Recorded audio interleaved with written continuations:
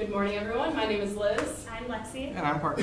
And hopefully this will be interesting enough for you to get through until lunchtime. So this is our Harbor Trust digital marketing strategy. I think everyone in this room can agree that Harbor Trust kind of focuses on two different sectors. The first one being that relationship-focused expertise, and the other one being that education piece. So we kind of wanted to capitalize on those for our strategy. And maybe, there we go. The three pillars that we chose for our strategy overview are education, relationship-driven expertise, and referrals.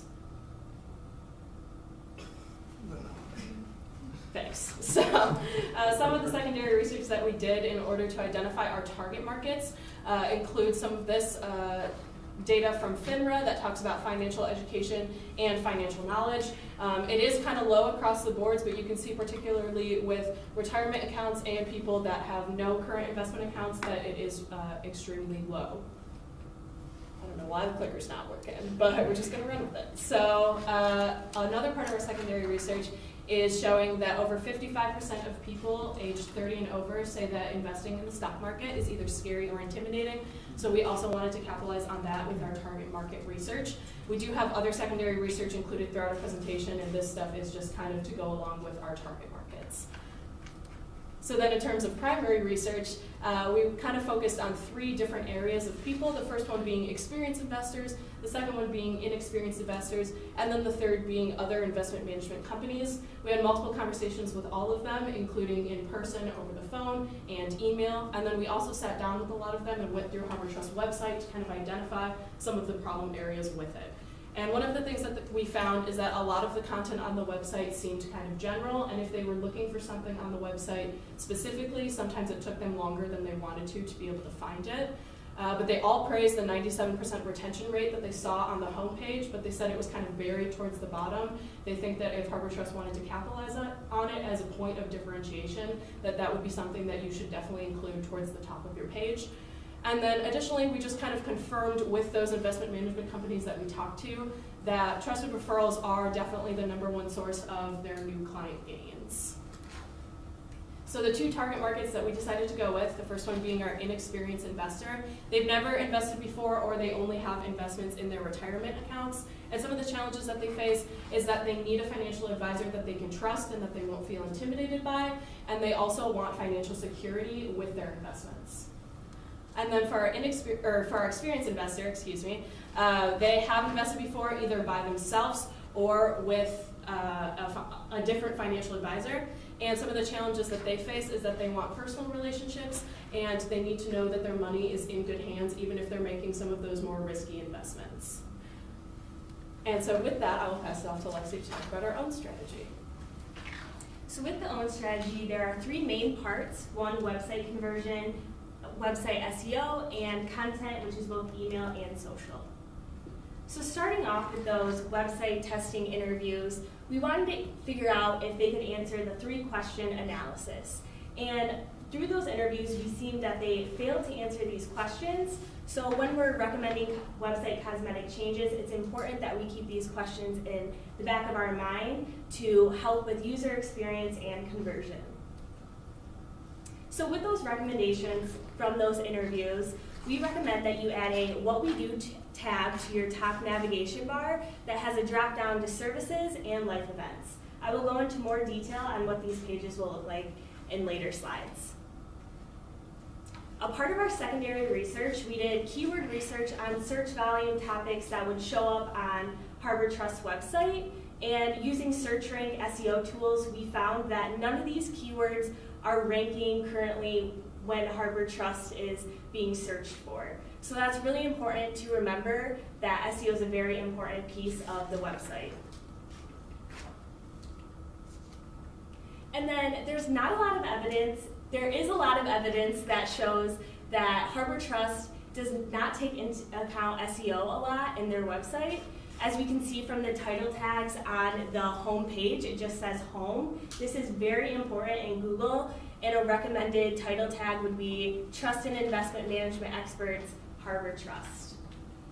And then going along with website performance, right now the load time is about around 9 seconds, and with Google's search rank algorithm, this is very important that this time is sped up to around 2 to 3 seconds, because that's around the average, and that has a direct correlation with how you will rank on Google search. And we provided some recommendations that would help you speed up this time.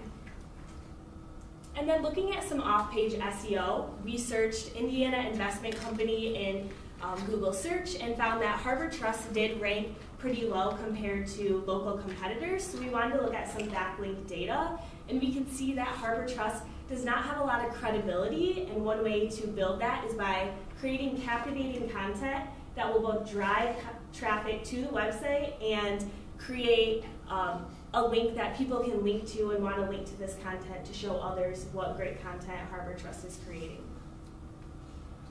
And then some website recommended pages for core services pages, life event pages, and topics that will be on the blog page. And how this content will be created is, one, the website content will be created by a freelance content writer, and the blog posts will actually be created in-house by Harbor Trust advisors, because you guys are the experts and you can create relevant articles on topics that you seem necessary. And then you can use that content to repurpose it to use on your social accounts. So it's kind of a win-win. And then this is one example on what a perfectly optimized SEO page would be. And you would outsource this to an SEO company to do this for every single page that we are recommending. And then moving on to marketing email automation. We are going to use the content that we create to create leads. And one way that we would start this process is by creating gated content. So we would look at Google Trends to see what is trending in the investment topics right now, and what can we use to create a report that people would have to enter their email address for to gain access to. And then this starts the drip campaign. So they would get access to the report, and then based on certain rules and how they engage with the content, they'll get moved to different content. As we can see in this funnel right here, there's going to be different content towards where they are in the conversion funnel. So you start with the broad gated content, and then you move down to closer to conversion, which would be an invitation to a free investment consultation. And now I'm going to hand it off to Parker to talk about the paid strategy. So for our page strategy, one of the big things that we want to focus on is targeting the right people with the right message at the right time. And taking a look at the paid media conversion funnel we have here, you can see that we're going to be using Facebook and LinkedIn to reach people who are in the top to the middle of the conversion funnel. And we'll be using Google search and Google custom intent display advertising to reach people who are in the middle to bottom of the funnel. Starting with Google Ads, we're going to have search campaigns for both of our target markets.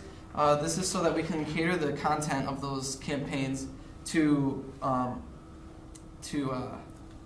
align with the types of searches that they're going to be doing, as they would be different based on their different experience levels. We're also going to, for the Google display ads, we're going to be using custom intent audiences, which is a combination of the types of websites that people are going to be visiting, as well as the types of searches that they're searching on Google. And then depending on these, if they fit the criteria that we set up, then Google will deem them in our target market, and we can start showing display advertisements to them. And here are some sample Google ads that we have pulled up. We have the display ads here and some search. These are just made to align with the type of image that we want to portray for Harbor Trust and the relationship-driven expertise, which is one of the big things that we want to drive. Moving on to Facebook. Facebook is where we're going to be reaching the top to middle of the funnel groups of people. And the types of demographics that we're going to be using on Facebook are people who are aged 40 and up, are in the top 5% of zip codes for household income, and have an interest in one of these following investment interests.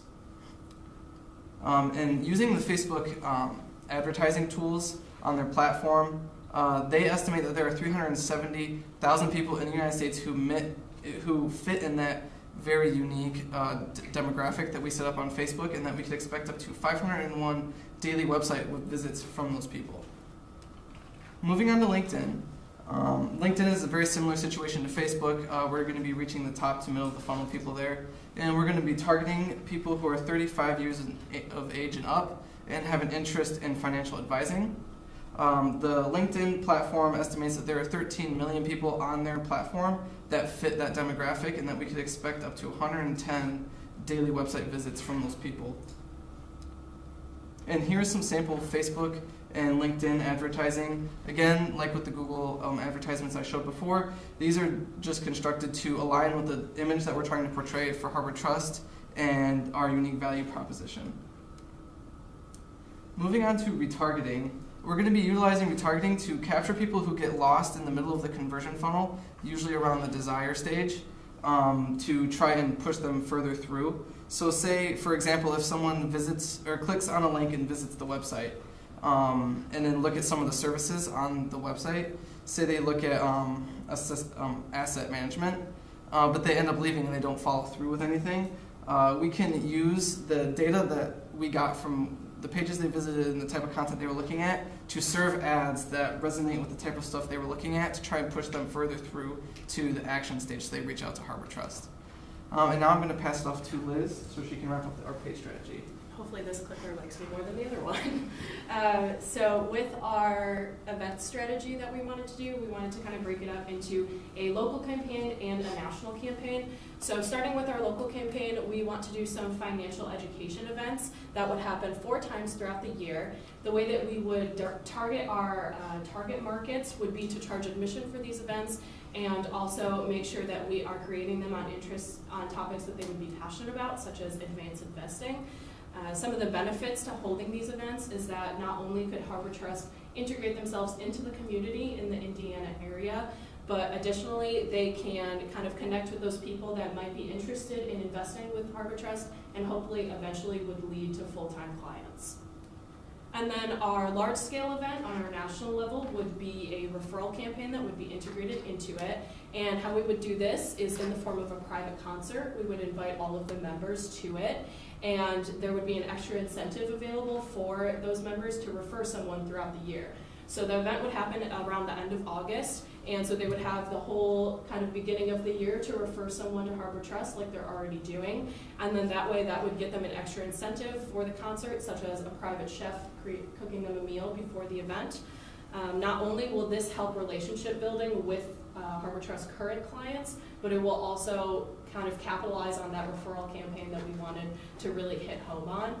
We have seen some investment companies that do events sort of like this, and they've been very successful in terms of kind of building their brand and making sure that their clients feel that they are valued with their company. So finally, we're going to have Parker here talk about our budgets. All right, so let's talk about some money. Here is our $250,000 a year plan. We believe that the way that we have this structured, that it will maximize the revenues that are possible from this campaign. And also for the $50,000 a year budget. Most notably here, we did eliminate the events budget here. And we also scaled everything back in order of importance. Moving on to the projected revenue. So with a $250,000 budget, we project that we could get nearly $1.4 million in revenue. And it's also important to note that some of these numbers here are on the more conservative end. And then looking at the timeline between the two budgets, it's important to notice that the content creation and the website content and SEO happen up front before we start putting money into paid ads. So with all of these tools and strategies, we believe that we've created a comprehensive digital marketing plan that kind of encompasses both the paid and the owned side, and eventually will lead us to that $1 million mark in net revenue by the end of 2020. So we really enjoyed learning about Harbor Trust and everything that the company does, and we thank you for listening to our presentation today.